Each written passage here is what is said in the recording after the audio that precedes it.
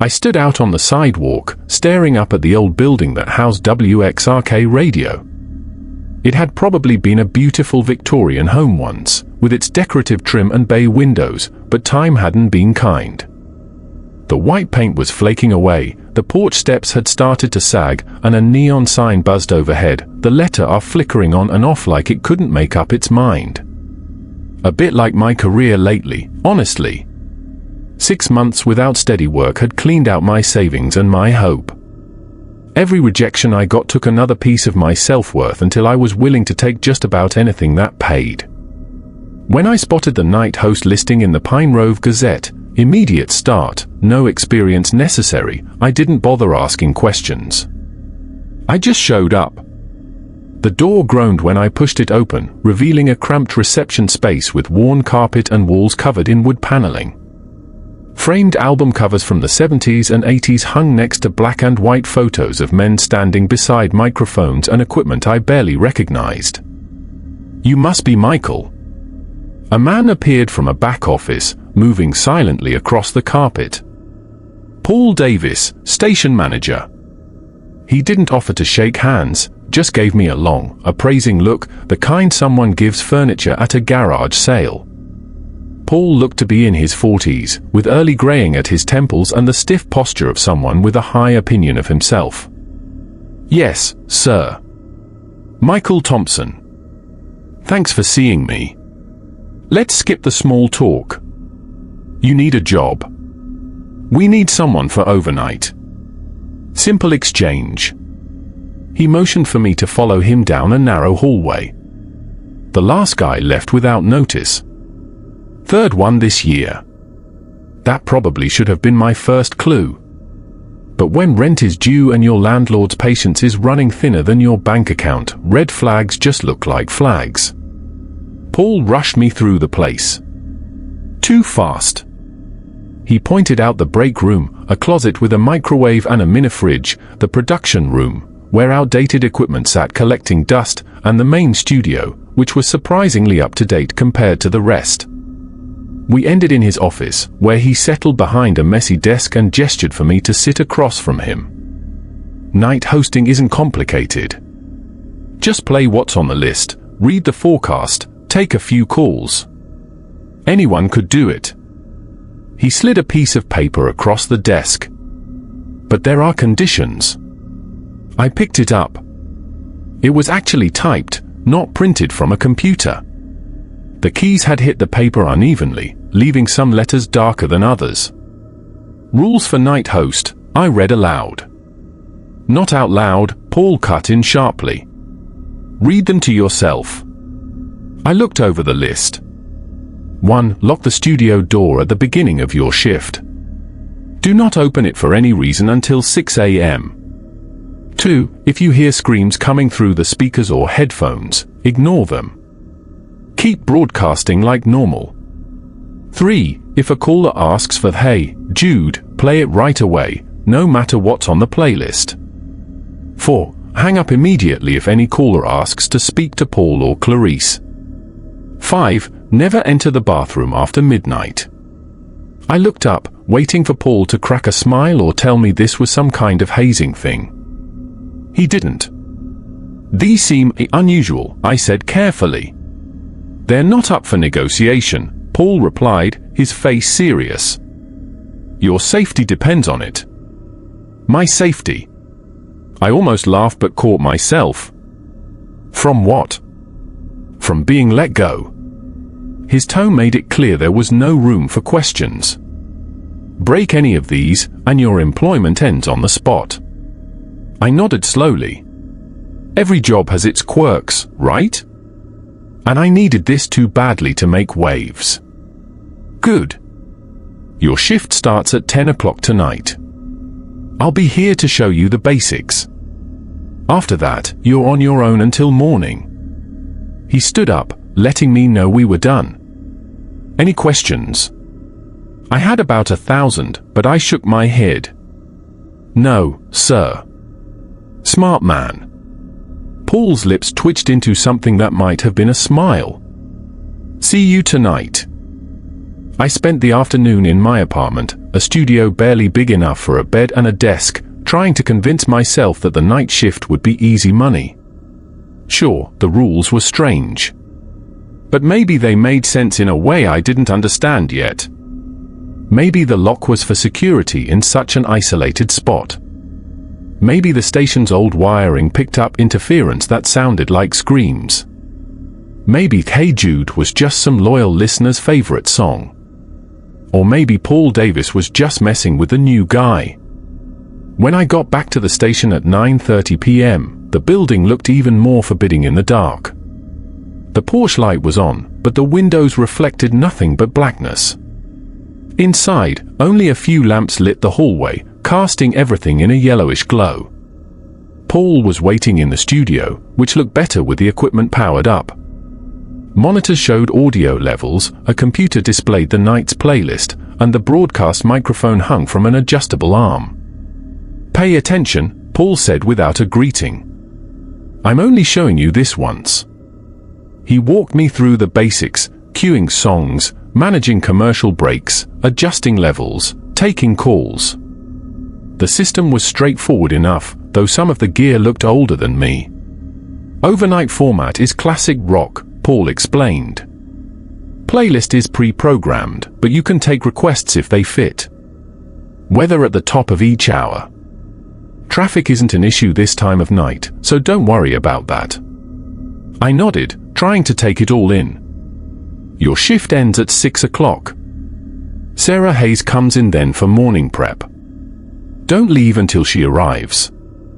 He checked his watch. "It's 9:50. Any questions before you're on?" "The rules?" I said. "Are they really necessary?" Paul's expression hardened. "They exist for a reason. Follow them." With that, he left me alone in the studio. At exactly 10 o'clock, I put on my headphones, adjusted the mic, and started my first broadcast. "Good evening, Pine Grove. This is Michael Thompson, your new voice in the night on 103.5 WXRK. We've got classic rock to keep you company until dawn, starting with a little Led Zeppelin to ease us into the darkness." My voice came out steadier than I felt as Ramble On began to play. For the first hour, everything went smoothly. I read the weather, played the scheduled songs, even took a call from an insomniac trucker who wanted some credence. Around 11 o'clock, I remembered Rule 1 and got up to lock the studio door. The hallway beyond was dark now, and I felt a strange reluctance to step out of the brightly lit studio. Ridiculous. I was a grown man, not some kid scared of the dark. I walked quickly to the door, turned the deadbolt, and hurried back to my chair. As I sat down, I noticed the time, 11:37 p.m. That was when the banging started. At first I thought something had fallen over outside, but then it came again, a deliberate knock against the window behind me. I spun around in my chair. A man was pressing his face against the glass. I jumped, startled. The studio was on the second floor. The man's eyes were sunken, hollow pits in a pale face. His mouth moved silently, forming words I couldn't hear through the glass. His palms were flat against the window, fingers spread wide as if he was trying to push through. I nearly fell out of my chair, scrambling backward. There was no ledge out there, no fire escape, nothing a person could stand on. It wasn't possible. The banging grew louder. The man's movements became more frantic, his silent words more urgent. I remembered Rule 2, ignore the screams. But this wasn't screaming. This was a man at my window who couldn't possibly be there.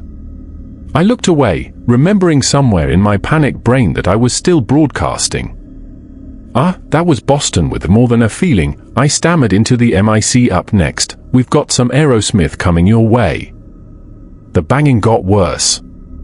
I could feel eyes boring into the back of my head, but I refused to look again. Instead, I focused on the computer screen, my hand shaking as I queued up the next song. 3 minutes passed like 3 hours. The banging continued, growing more insistent, until suddenly it stopped. Cautiously, I glanced over my shoulder. The window was empty. No man, no face, no impossible visitor knocking from a fatal drop. My relief lasted exactly 12 seconds. The scream tore through my headphones like a physical force, high-pitched, raw with terror. I yanked them off, the headphones clattering to the desk, but I could still hear it coming through the studio monitors now, a blood-curdling howl that didn't sound human. The audio levels on the board showed nothing unusual. According to the equipment, we were playing Sweet Emotion at normal volume, but the screaming continued, rising and falling in horrifying waves.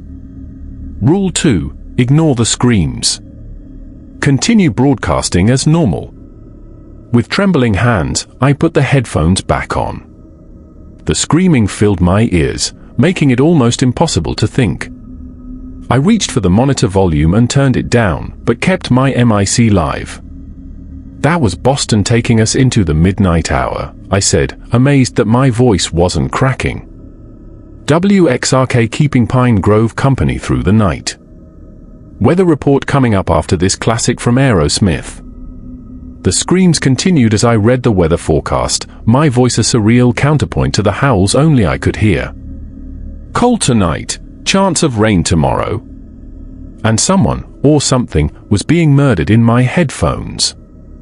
By the time the screams finally faded, I was drenched in sweat and fighting the urge to run out of the building. But where would I go? I needed this job. And somehow, walking out after seeing the look on Paul's face when he mentioned the rules seemed more frightening than staying. I glanced at the clock. 12:06 a.m. less than 6 hours to go. I didn't know then that the night had only just begun. I kept broadcasting. What else could I do?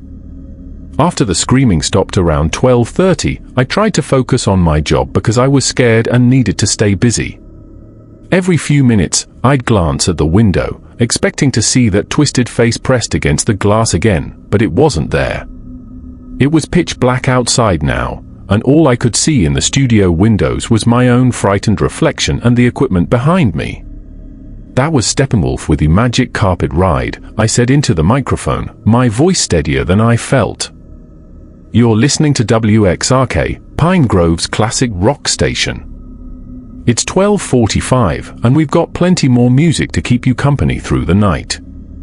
I queued up the next song and tried to make sense of things. I kept looking for logical explanations.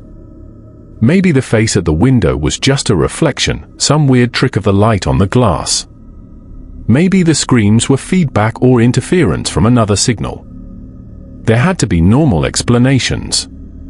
But trying to be rational didn't work so well at 1 o'clock in the morning in a converted Victorian house with 5 strange rules. My phone sat on the desk beside me. I could call someone. But who?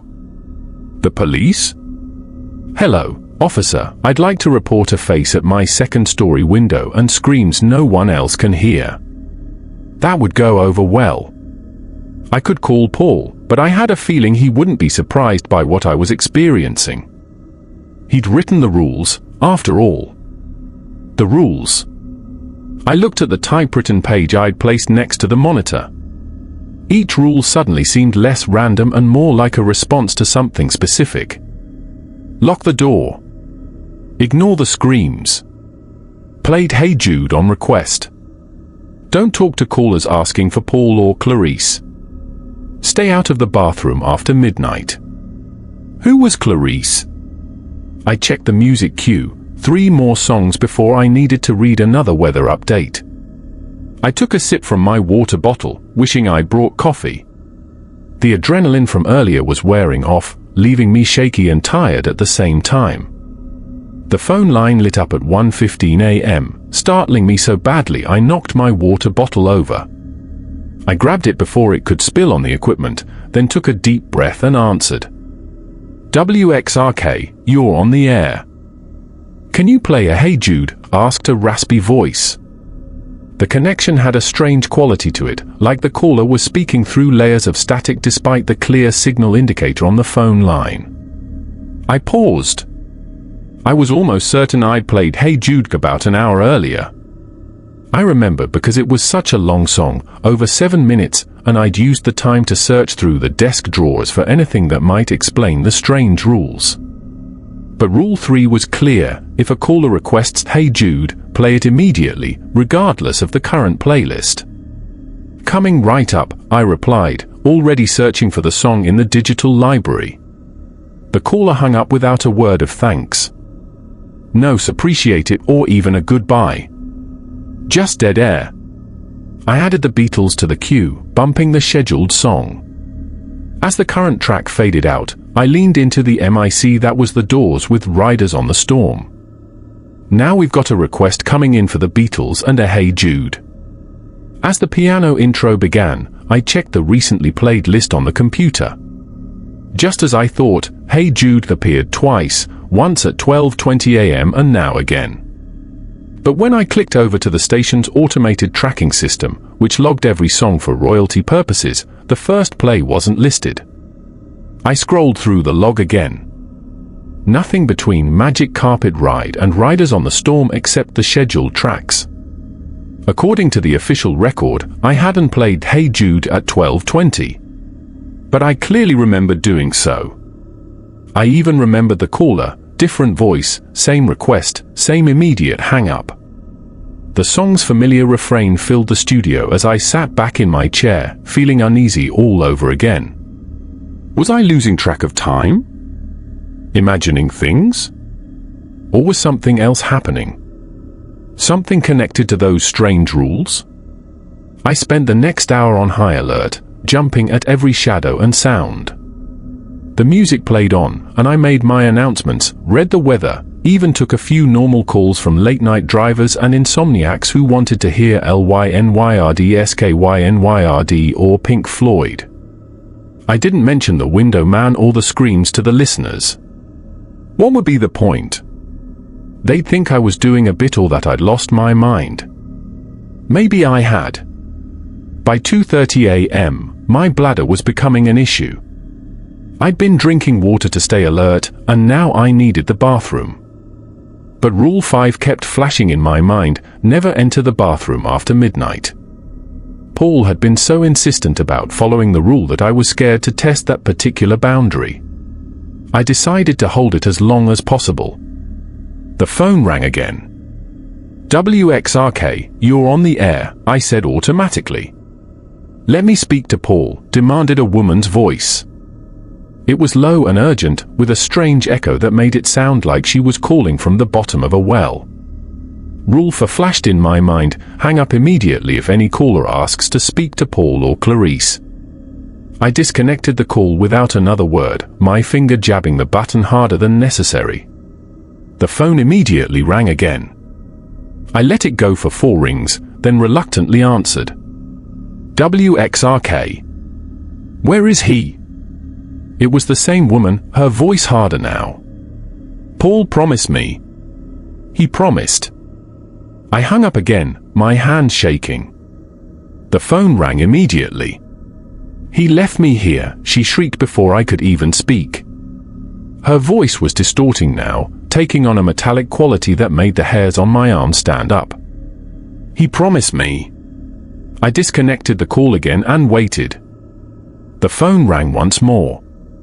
When I didn't answer, it kept ringing, the annoying sound making me cringe. After the 8th ring, I finally picked up the receiver without speaking. "He promised me," she whispered, her voice suddenly terrifyingly close, as if she were standing right behind me. I spun around in my chair, heart hammering, but the studio was empty. I slammed the phone down and watched as the light continued to blink. The woman called 5 more times, and each time I let it ring unanswered. Finally, at 2:45 a.m., the call stopped. By 3 a.m., I couldn't wait any longer. My need for the bathroom had become urgent. I looked at the locked studio door, remembering Rule 1, do not open it for any reason until 6 a.m. But surely that rule was about not letting anyone in, not about not going out myself. And I had no choice now. I turned up the volume on the next song, a 10-minute live version of Free Bird that would give me time to hurry to the bathroom and back. Taking a deep breath, I unlocked the studio door and stepped into the dark hallway. The house felt different at night. The hallway seemed longer than I remembered, the walls closing in slightly. The overhead lights were dim, with dark patches between them. I walked quickly, passing the break room and the production room, heading for the bathroom at the end of the hall.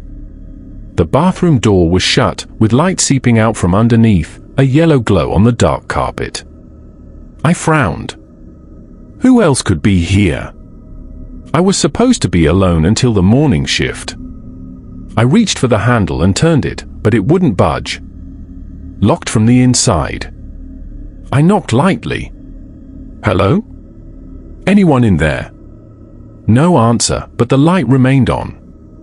I leaned closer to the door, trying to hear any movement inside. That was when I noticed the frosted glass panel in the upper half of the door. Through the textured glass, I could see a tall figure standing perfectly still inside.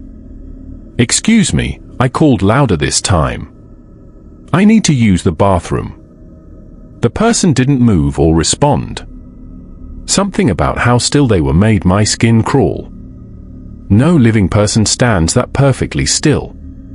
Rule 5 suddenly took on new meaning: never enter the bathroom after midnight. I backed away from the door, too scared to even think about my bladder anymore. As I turned to go back to the studio, I noticed something moving at the end of the hall. The hallway ended in a window that looked out onto the backyard. Pressed against the glass was the same twisted man I'd seen earlier at the studio window. Only now, his face was bloody and much worse than before.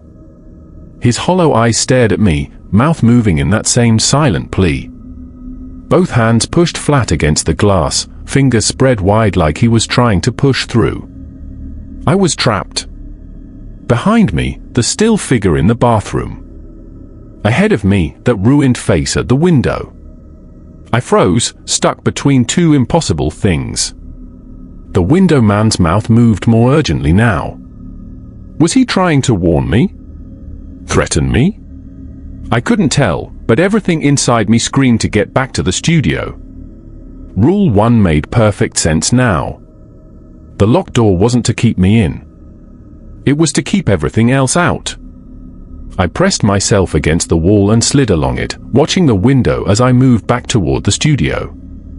The man's eyes followed me, his face twisting with what looked like frustration or desperation.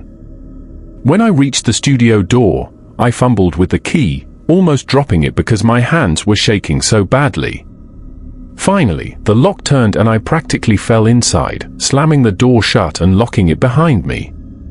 Free Bird was still playing, the guitar solo wailing through the speakers. I collapsed into my chair, breathing hard, no longer caring about the bathroom. I'd hold it until dawn if I had to. The rest of the night passed in a blur of music, automated commercials, and weather reports. I didn't take any more calls. I didn't leave the studio again. I kept my eyes fixed on the equipment, refusing to look at the window behind me. Every now and then, I thought I heard tapping on the glass, but I didn't turn around. When the first hint of grey light showed up in the sky, I almost cried with relief. At 5:45 a.m., I heard movement in the hallway. Normal human footsteps. At exactly 6 o'clock, there was a knock at the studio door. "Thompson, it's Paul." "Shift's over." I unlocked the door with shaking hands. Paul stood there looking fresh and alert. He looked at my face, noticing how tired and scared I was. "Successful first night?" he asked, not sounding remotely concerned or surprised by my terrified state. "I followed the rules," I managed to say. "Good." He nodded as if that was all that mattered. "Sarah will be in shortly to take over. You can go." I grabbed my stuff and headed toward the exit, wanting to get out of the building and back to the normal world of daylight and traffic. As I passed the bathroom, I noticed the door was open, the light off. I looked inside. It was empty. Paul watched me go without saying anything, his face blank. I felt like he was sizing me up, watching how I reacted, making some kind of decision. Outside, the morning air felt shockingly cold. Birds were singing. Cars drove past. A jogger ran by with a dog. Everything was normal, like the night had never happened. But it had happened. The face at the window, the screams in the headphones, the figure in the bathroom, the distorted voice on the phone. All of it real, no matter how impossible. I was still scared and had a million questions. But I knew I would be back the next night. I had nowhere else to go. No other job options, no savings. I needed the money too badly to quit. But next time I'd be prepared. Next time I'd find answers. I spent the next 2 days trying to convince myself I'd imagined everything. Maybe it was exhaustion playing tricks on my mind. Maybe the old building just had quirks. Maybe Paul's strange rules were some kind of hazing ritual for new employees. The excuses sounded hollow even to me. But they were better than facing the alternative, that whatever I'd experienced at WXRK Radio had been real. Reality had other concerns for me, though. My bank account showed a balance of $431.17, and my rent was due in 10 days. The radio station job paid weekly, which meant I needed to go back. Pride and fear were luxuries I couldn't afford. Between shifts, I visited the Pine Grove Library downtown. The local history section was small but well organized, with newspaper archives dating back to the town's founding in 1892. "Can I help you find something?" asked the librarian, an elderly woman with glasses hanging from a beaded chain around her neck. "I'm looking for information on WXRK Radio," I said. "Newspaper articles? Anything about its history?" She smiled. "The old Davis house. That's been the radio station for goodness, over 50 years now. Let me show you where to look." She led me to a row of microfilm cabinets and pulled out several drawers. These contain the Pine Grove Gazette archives. WXRK started broadcasting in 1967, so you might want to start there. I thanked her and settled in for a long afternoon of research. The microfilm reader was outdated, the screen slightly yellowed with age, but it worked well enough. I scrolled through decades of local news, stopping whenever I found a mention of the radio station. The early articles were predictable: the station's opening, format changes, profiles of popular hosts. But as I moved into the late 1970s and 1980s, I noticed a pattern. An unusual number of staff members who quit, particularly among night hosts and engineers. Most left without public comment, their exits mentioned only briefly in station announcements. Then I found it, a front-page article from October 1987 with the headline, "WXRK Sound Engineer Dies in Station Bathroom." The story described how Clarice Wilson had been found dead in the station's upstairs bathroom, an apparent suicide. The article included a photo of a young woman with dark hair and bright eyes, standing proudly next to a mixing board. She looked happy and full of life, not someone who would take their own. The following week's paper contained a strange follow-up.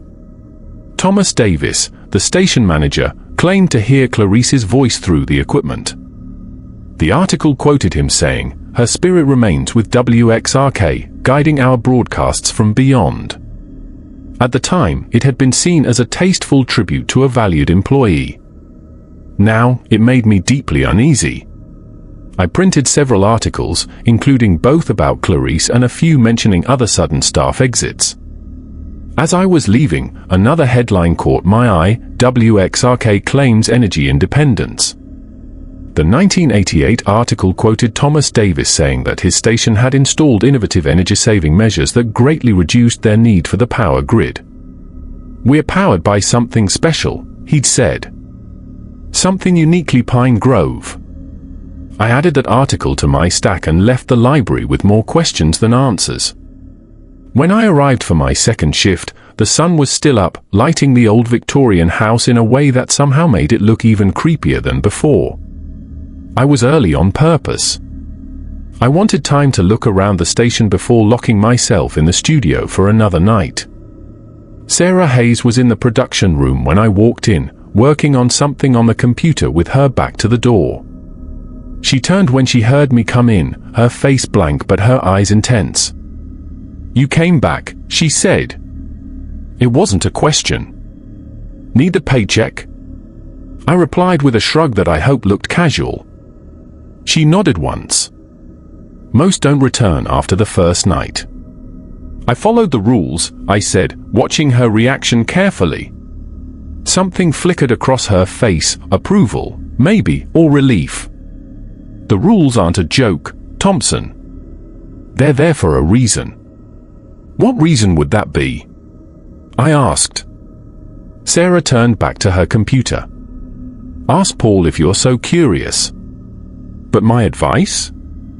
"Don't ask. Just follow them." I left her to her work and walked down the hallway toward the break room. With nearly an hour before my shift, I had time to look around. The break room was small and depressing, just a microwave, mini-fridge, and a wobbly table with 2 chairs. But on the wall beside the coffee maker was something I hadn't noticed during my brief tour, a wooden plaque with brass name plates. "In memory of our WXRK family," read the header. Below were 2 columns of names, each with dates and a brief note. I scanned the list, my stomach tightening as I read. James Reynolds, engineer, 1972 to 1973, after-hours incident. Mary Ann Kepler, night host, 1976 to 1977, after-hours incident. Richard Goff, technician, 1981 to 1982, after-hours incident. Clarice Wilson, sound engineer, 1985 to 1987, bathroom incident.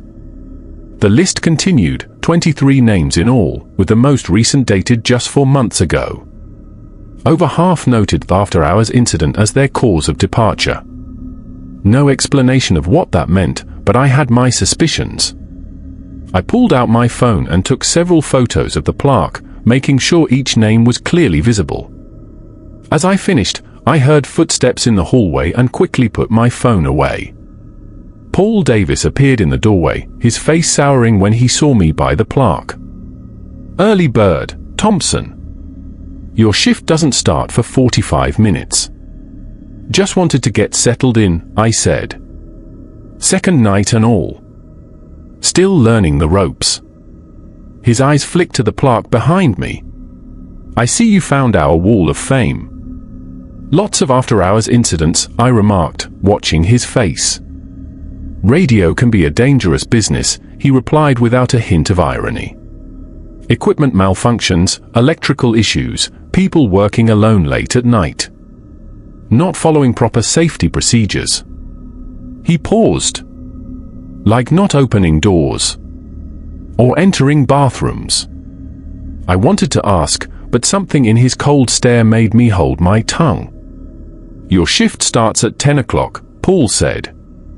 Don't clock in early. We're not paying you to stand around reading old plaques." He turned and walked away, his footsteps echoing down the hallway. I spent the remaining time walking around the station, careful to avoid both Paul and Sarah. The production room was empty now, its equipment dark. The bathroom door stood open, revealing an ordinary, slightly outdated bathroom with black and white tiles. In daylight, with other people in the building, it was hard to connect it with the strange experience from 2 nights ago. At exactly 10 o'clock, I entered the studio, closed the door behind me, and turned the lock. Rule 1. I checked the equipment, making sure everything was powered up and working correctly. The headphones sat on the desk where I'd left them. The computer displayed tonight's playlist, and the broadcast microphone hung on its arm. I sat down and opened the desk drawer, looking for spare pens. Instead, I found a small leather-bound journal tucked at the back. I pulled it out and opened to the first page. Property of Daniel Kearding, night host, WXRK Radio, read the handwritten inscription. The date below was from just 6 months ago. I flipped through the pages, finding detailed notes about the night shift. Daniel had documented strange occurrences similar to what I had experienced: the face at the window, the screams through the headphones, the calls requesting "Hey Jude." But he'd gone further, naming the entities, documenting patterns. "The window man seeks entry," he'd written in tight, slanting script. "He appears between 11:30 and 2 a.m., always at the windows, though sometimes in the hallway. His face becomes more disturbing as the night progresses." I believe he was the first. Another entry read, "The voice in the speakers wants acknowledgement." The screams are attempts at communication, not threats. When I spoke about them on air, breaking Rule 2, the pattern changed. The screams formed words. "Help us," before Paul burst in and ended my broadcast.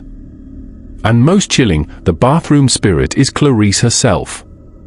Through the frosted glass, I've seen her alternate between her human form and something else. She was Thomas Davis's assistant before her suicide. I don't believe she killed herself.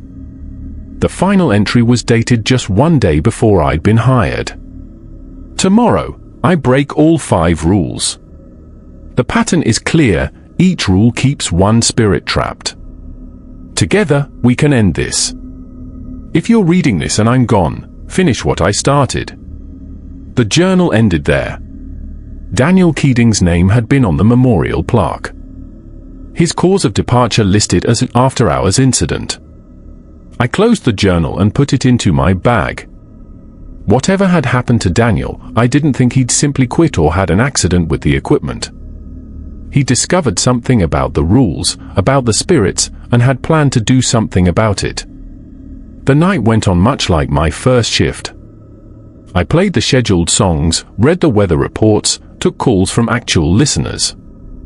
At 11:37 p.m., I tensed up, looking at the window behind me, waiting for the window man to show up. But the window stayed empty. No face pressed against the glass, no banging to get my attention. I started to relax a little, wondering if following the rules last time had somehow prevented tonight's visits. Then just before midnight, I heard a faint cracking sound. I turned to see a thin line appearing in the window glass, a small crack that grew as I watched. It spread outward, branching and connecting with other cracks, forming a pattern. Letters. HELPUSESCAPE. The message stood out clearly in the cracked glass. Clearly not random. As the studio clock ticked toward midnight, I stared at the words written in broken glass, understanding for the first time that the frightening things at WXRK Radio weren't trying to scare me away. They were asking for my help. I couldn't believe what I was seeing. The cracks in the studio window were moving, but not the way normal cracks would. They were going backward. The lines that had spelled out "Help US Escape" were closing up, the glass repairing itself right in front of me. When the studio clock reached midnight, the window looked perfect, like there had never been a message there. I touched the glass. It was completely smooth. The phone rang and I jumped at the sound.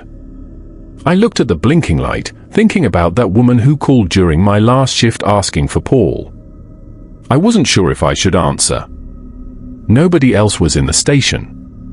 If I didn't pick up, no one would. I picked up. "WXRK, you're on the air." "Is this where Paul keeps her?" a man whispered. His voice had a raspy quality that sounded somehow familiar. "Keeps who?" I asked, forgetting the rules in my confusion. "Clarice is trapped because of him," the caller continued, his voice growing more urgent. "We all are." The line went dead before I could respond. I sat frozen, the receiver still pressed to my ear as a woman's scream came through the speakers. The same terrifying howl I'd heard during my first shift. But now it sounded less like random noise and more like pain, like someone hurting badly. I forced myself to keep broadcasting, reading the weather report as the screams continued in my headphones. But my mind was racing, connecting pieces. Clarice Wilson, the sound engineer who died in the bathroom. The memorial plaque with its list of after-hours incidents. Daniel Keating's journal entries about trapped spirits.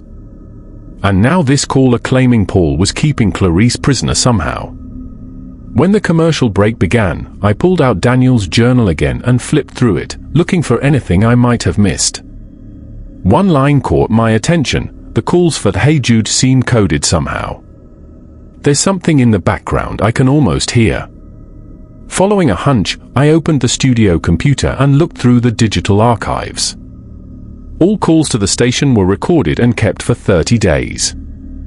I found the folder for my previous shift and clicked on the files marked with call timestamps. The first Hey Jude request played in my headphones.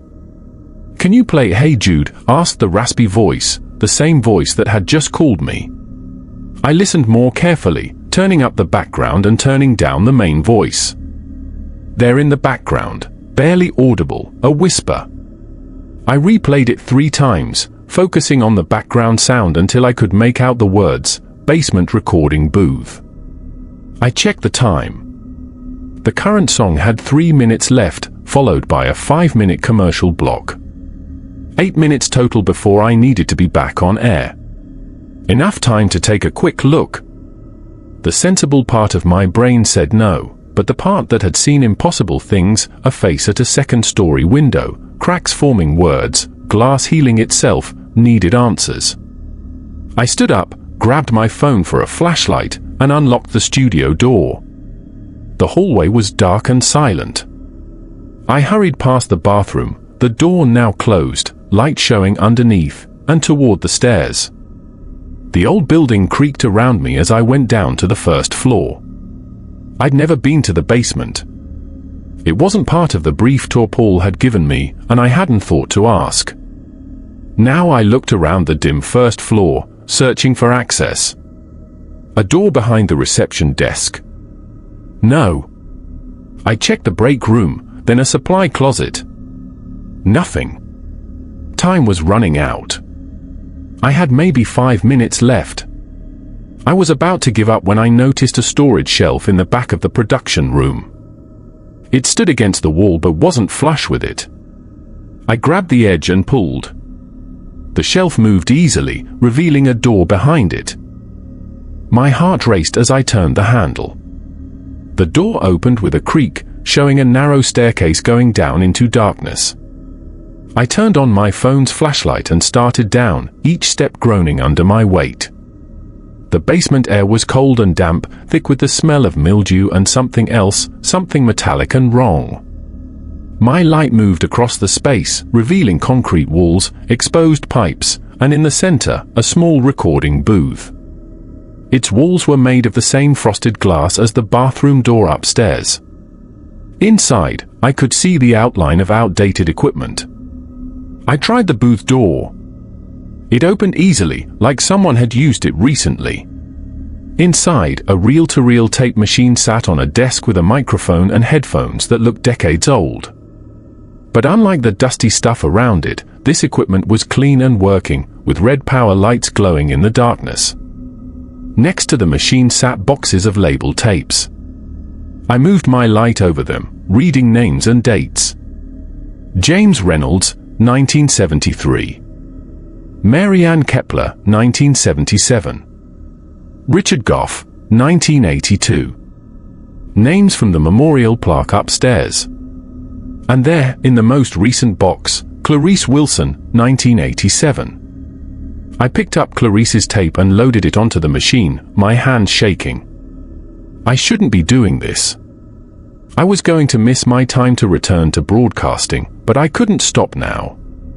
I pressed play. Static hissed for several seconds, then cleared. A woman's voice came through, clear and steady. October 15th, 1987. Final test of the SB7 sound system for the Halloween broadcast. This is Clarice Wilson, WXRK sound engineer, signing off for the night. There was a pause, then the sound of a door opening. "Oh, Mr. Davis, I didn't know you were still here. Just checking on my investment, Clarice." A man's voice, older, with the same cold authority as Paul's. "I finished the sound check. Everything's ready for tomorrow." "Excellent. And did you consider my offer?" "About us?" "I told you, Thomas, it's not appropriate. You're my boss. And besides, I've seen the documents. I know what you're doing here." The man's voice hardened. "What exactly do you think you know?" "The energy system. Those people who disappeared." "It's not right, Thomas." "Then I can't be part of it anymore. I'm going to the authorities tomorrow." "I see." A long pause. "You know, Clarice, I've always admired your technical skills. Such a shame to waste them." Sounds of a struggle followed. A scream cut short. A heavy thud. Then silence. After a moment, the man spoke again, his voice calm and methodical. "Clarice Wilson, October 15th, 1987. Subject contained using the standard binding ritual. Spirit energy now connected to the SB7 system. Rule established, never enter the bathroom after midnight. This should maintain the containment field indefinitely." The recording continued, the man's voice reciting what sounded like technical notes. "Paul's father bound us here with the rules. Each rule keeps one spirit trapped. Break them all at once to free us." The booth suddenly grew cold. The tape was still playing, but now it was just static with occasional words breaking through that I couldn't understand. I was about to turn it off when the door to the recording booth slammed shut.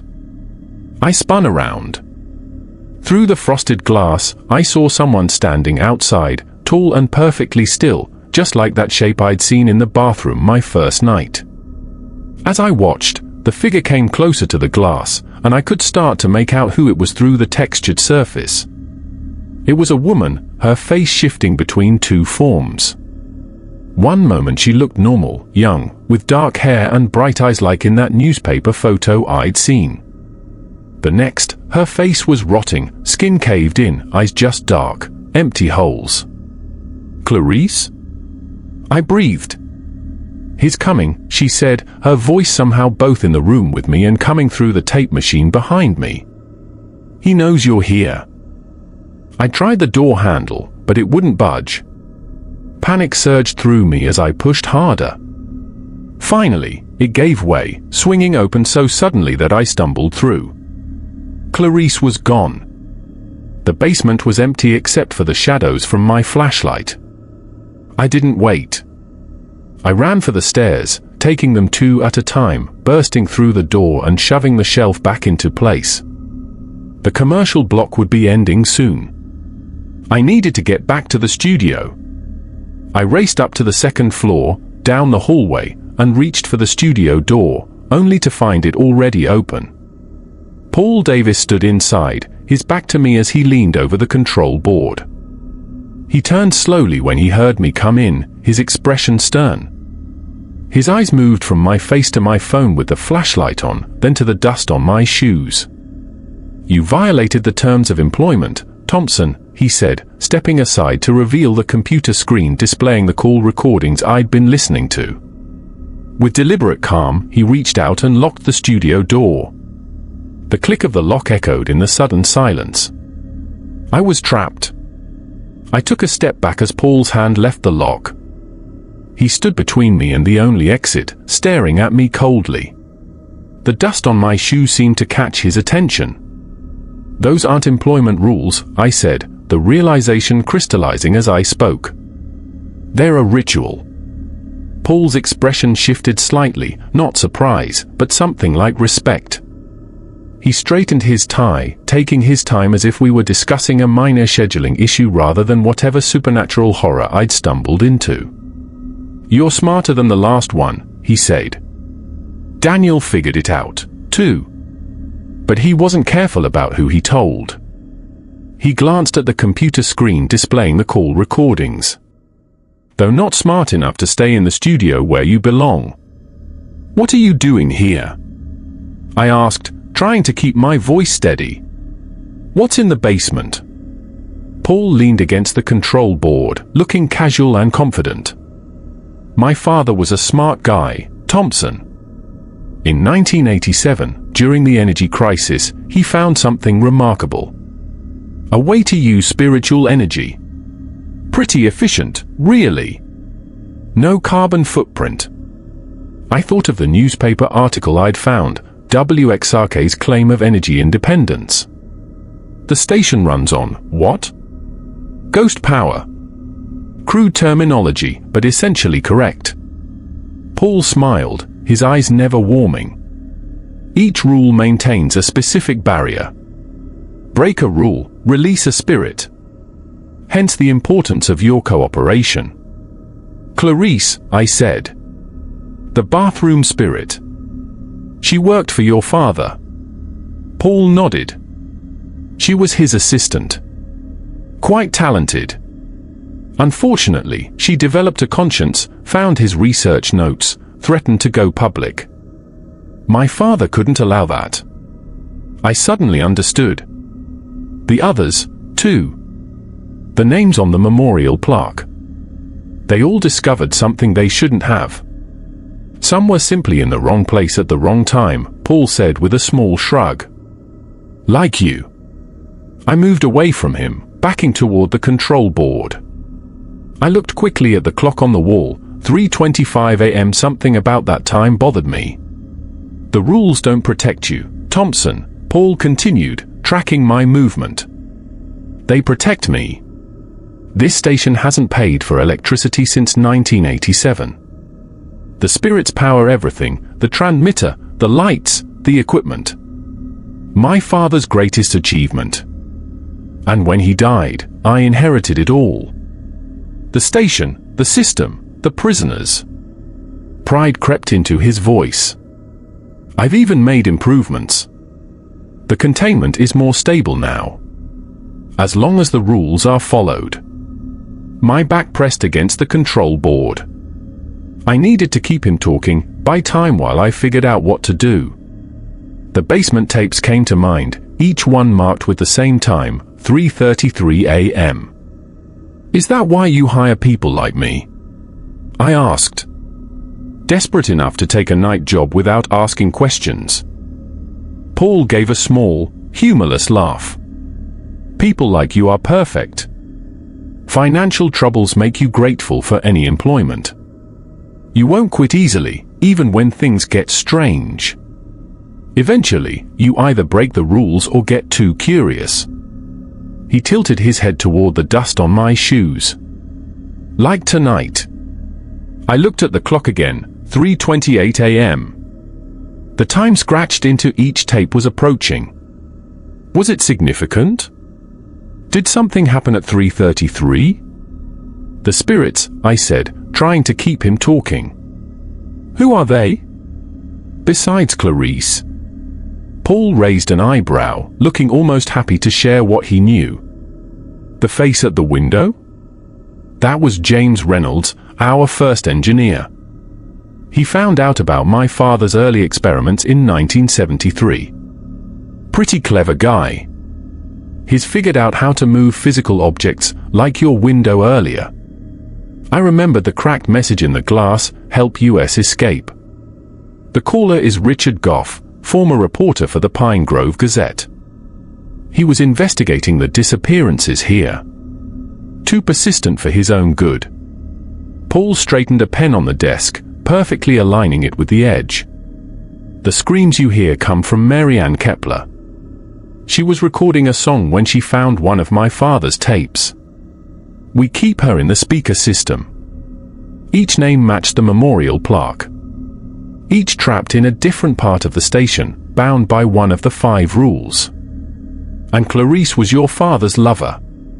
"Yes." Paul's face darkened. "She betrayed his trust. The bathroom was her favorite place to work, good acoustics, she said. Fitting that she remains there now." The clock on the wall read 3:31 a.m. 2 minutes until the time on the tapes. That's only 4, I said, my mouth dry. You said 5 spirits, 5 rules. Paul smiled then, the expression never reaching his eyes. He took a step toward me. Very observant, Thompson. Yes, we need 5. The system requires balance. He reached into his pocket and pulled out a small object, a smooth black stone with symbols carved into its surface. The 5th spirit isn't bound yet. That's where you come in. The clock ticked to 3:32 a.m. Me. I kept my eyes on the stone in his hand. Nothing personal, Paul said, advancing another step. You should feel honored, really. Your energy will help power this station for decades. Most people leave nothing behind when they die. You'll leave a legacy. I pressed back against the control board, my hand blindly searching for anything I could use as a weapon. The cool metal of the microphone stand met my fingers. My father used a ritual knife, Paul continued, turning the stone over in his palm. But I found more civilized methods. Quick. Nearly painless. The clock clicked to 3:33 a.m. And in that instant, everything became clear in my mind. Each tape in the basement had been labeled with this exact time. This wasn't just when Paul's father had performed his rituals. It was when the station's supernatural energy was at its peak. Paul took another step toward me, holding out the black stone with its carved symbols.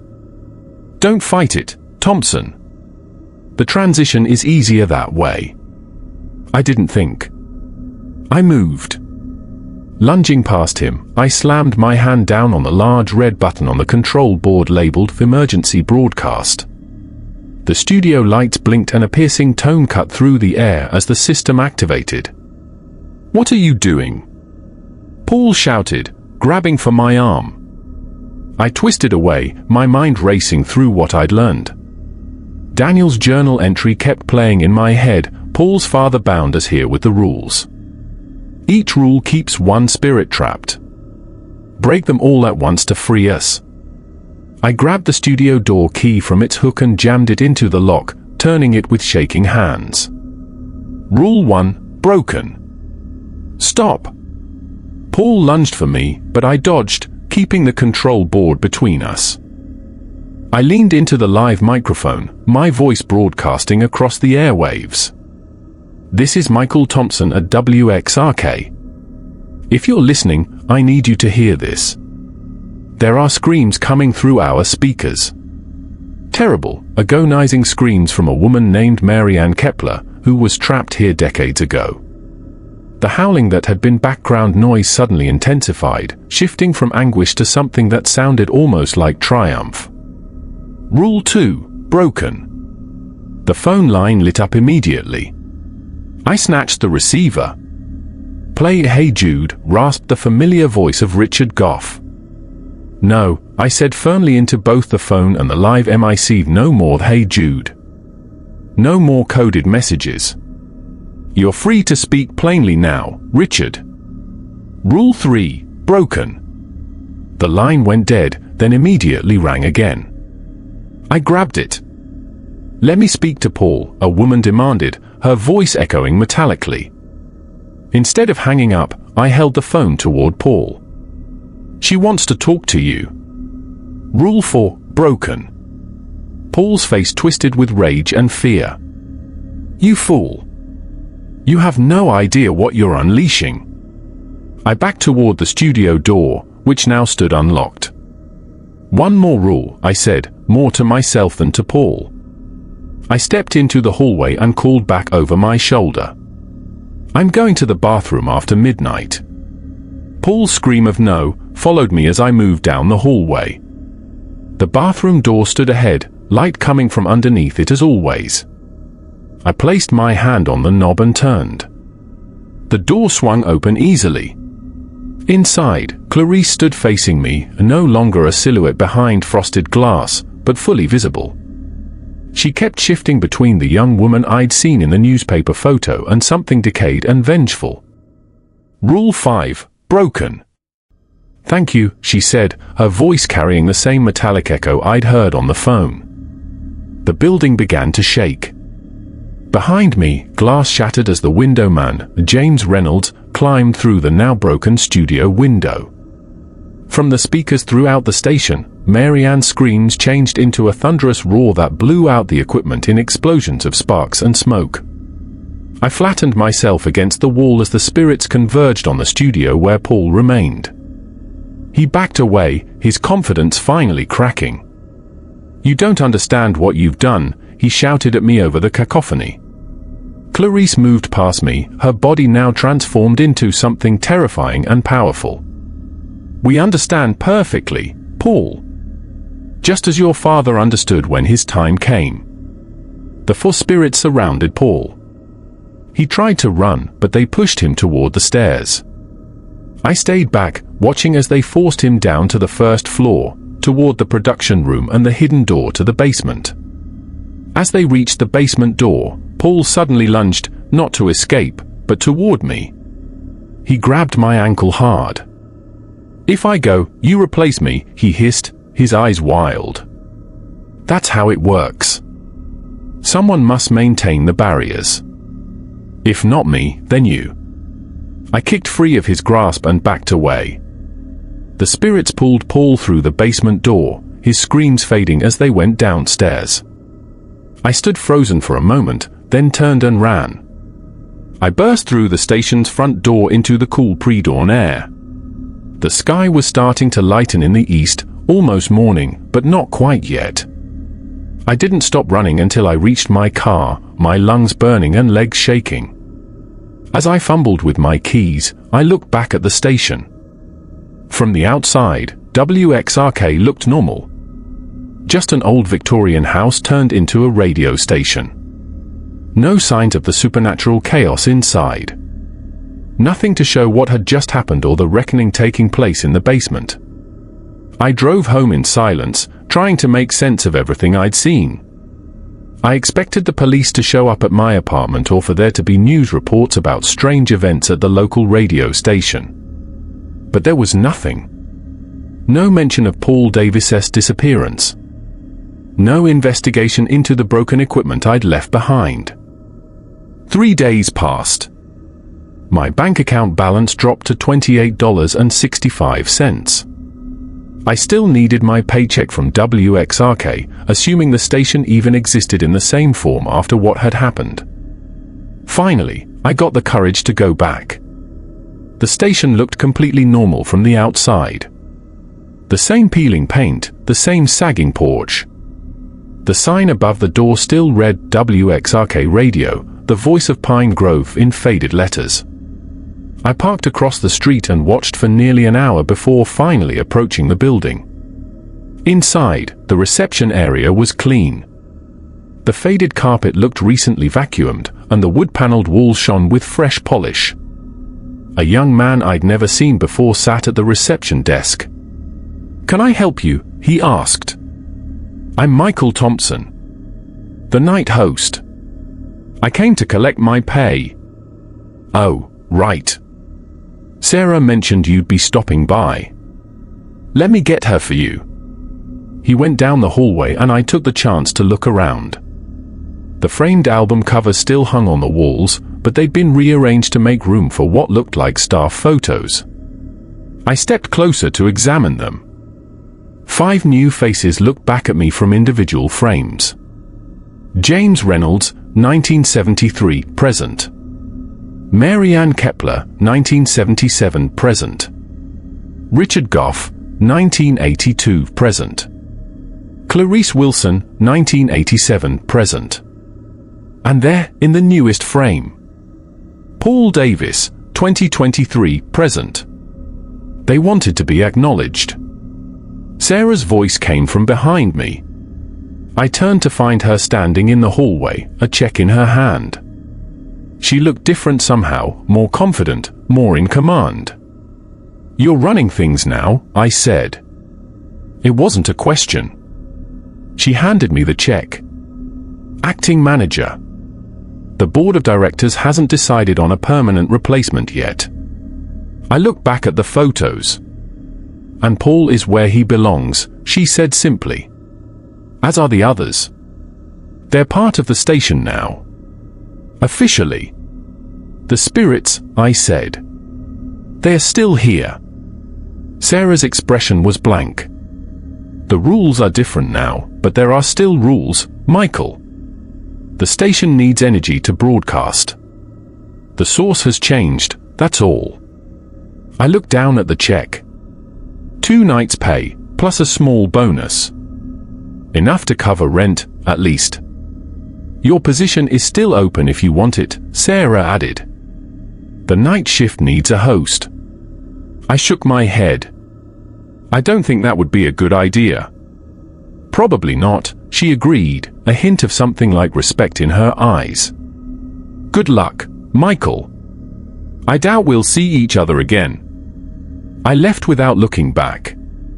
The morning was bright and normal. Birds singing, cars passing, a mail carrier delivering letters to the houses along the street. I got into my car and sat for a moment, breathing deeply. When I turned the key in the ignition, the radio came on by itself. Static hissed briefly, then cleared. The opening piano notes of Hey Jude filled the car. I reached to change the station, then stopped. Under the music, almost too faint to hear, was a voice. Raspy and familiar. Thank you, it whispered. We're still here, but on our terms now. He can't hurt anyone else. The music continued as I pulled away from WXRK radio. Paul's final words stuck in my head, if I go, you replace me. I didn't look in the review mirror. I didn't need to see if anyone, or anything, was watching me go from the station's windows. Some questions were better left unanswered. The farther I drove from Pine Grove, the more the events of the past few nights began to feel like a nightmare, a vivid, but impossible. Yet, every time I changed the radio station, Hey Jude played on, following me mile after mile down the highway.